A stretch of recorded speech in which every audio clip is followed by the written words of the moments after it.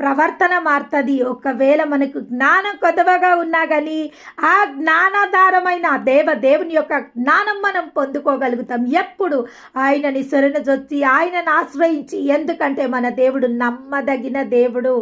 Yes, మన దేవుడు no body is perfect.